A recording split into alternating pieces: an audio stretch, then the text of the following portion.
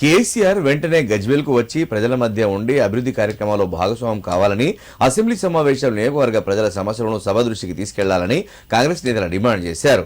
Double bedroom ఇళ్ల పథకం, మల్లన్న సాగర్, కొండపోచమ్మ రిజర్వాయర్ల నిర్మాణాల కోసం భూములు ఇచ్చిన రైతుల సమస్యలు ఇప్పటికీ పరిష్కారం కాలేదని, పెండింగ్లో ఉన్న అభివృద్ధి పనులను తక్షణమే పూర్తి చేయాలని డిమాండ్ చేశారు. గజ్వేల్ ఎమ్మెల్యే మాజీ ముఖ్యమంత్రి కేసీఆర్ వెంటనే గజ్వేల్లో నిలిచిపోయిన అభివృద్ధి పనులను చేపట్టాలంటూ సిద్దిపేట జిల్లా మర్కూక్ మండలం ఎర్రవల్లి గ్రామంలో ఉన్న కేసీఆర్ వ్యవసాయ క్షేత్రం ఎదుట జిల్లా కాంగ్రెస్ పార్టీ ఆధ్వర్యంలో సుమారు 300 మంది కార్యకర్తలతో ధర్నా నిర్వహించారు. జిల్లా కాంగ్రెస్ పార్టీ అధ్యక్షురాలు తోంకుట ఆంక్షారెడ్డి, గజ్వేల్ మాజీ ఎమ్మెల్యే నర్సారెడ్డి నేతృత్వంలో జరిగిన ఈ కార్యక్రమంలో పార్టీ నాయకులు, కార్యకర్తలు పెద్ద సంఖ్యలో పాల్గొన్నారు.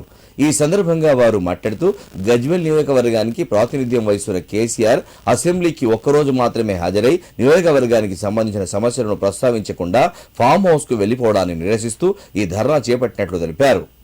ఇటీవల జరిగిన తెలంగాణ అసెంబ్లీ సమావేశాల్లో కేసీఆర్ కేవలం కొన్ని నిమిషాలు మాత్రమే హాజరై సంతకం చేసి వెళ్లిపోవడం రాజకీయ వర్గాల్లో చర్చనీయాంశంగా మారిందన్నారు.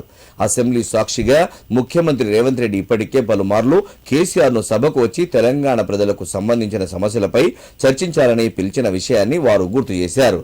కాగా ధర్నా నేపథ్యంలో గజ్వేల్ ఏసీపీ నరసింహులు, కాంగ్రెస్ నేతలు కార్యకర్తలను అరెస్ట్ చేసి పోలీస్ స్టేషన్ కు తరలించగా అనంతరం వారిని విడుదల చేశారు.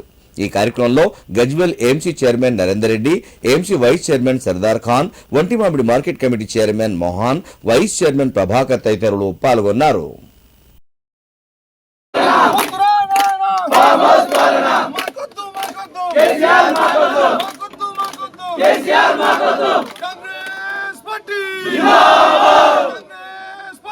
జిందాబాద్